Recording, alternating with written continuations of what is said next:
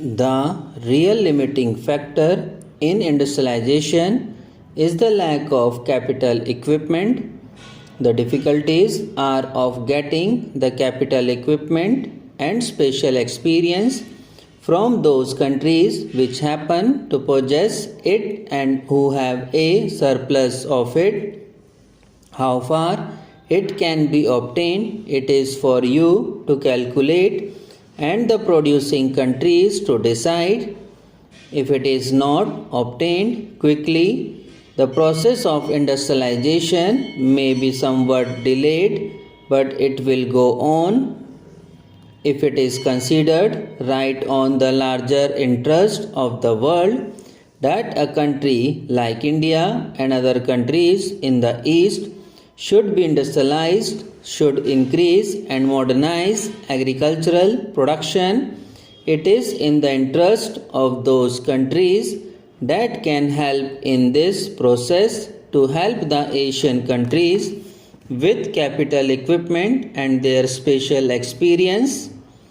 But in doing so, it is to be borne in mind that no Asian country will welcome any such assistance if there are conditions attached to it which lead to any kind of economic domination.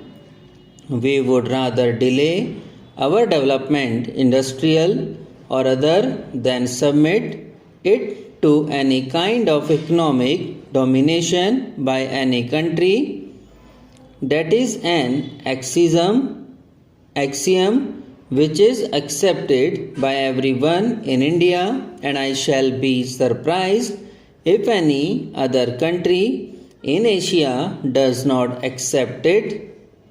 We want to cooperate in the fullest measure in any policy or program laid down for the world's good, even though it might involve the surrender in common with other countries of any particular attribute of sovereignty, provided that is a common surrender all round. But a long period of foreign domination has made the countries of Asia very sensitive about anything which might lead to some visible or invisible form of domination. Therefore, I would beg of you to remember this and to fashion your programs and policies so as to avoid anything savoring of the economic domination of one country by another.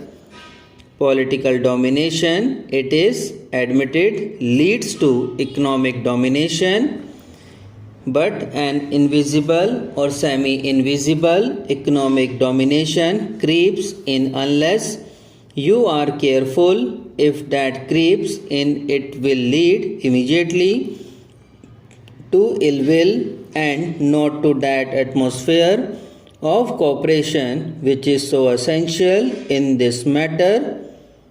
In a long-term view, I suppose the most important thing is to develop our power resources. From that will flow the industrialization of the country and an addition to our food production. As such, measures for land reform will not create the necessary impact unless implementation is sincerely and speedily undertaken and the inputs necessary for increasing production are supplied on time, at reasonable rates and in adequate measure, particularly to the small and marginal farmers. This will ensure increased production and better distributive justice. There is, however, little justification for confining such reforms to the rural sector only.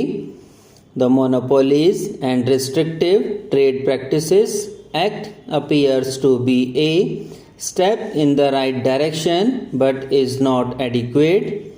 In a developing economy like ours, the oligarchy of a few families controlling big industrial empires and wielding enormous money power poses a big threat to the country's political system, besides distorting its socio-economic base.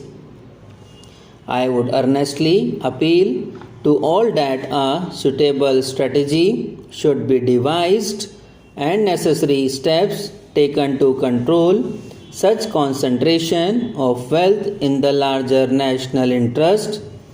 As a country that missed the forest industrial revolution and hardly caught up with the subsequent ones, India finds itself in the unenviable position of having to race against time in coping with the multifarious challenges of a population explosion and the rising expectation of its people. The war against poverty cannot be fought and won through a mere redistribution of the existing resources that are inadequate for feeding and providing jobs for the great mass of our people.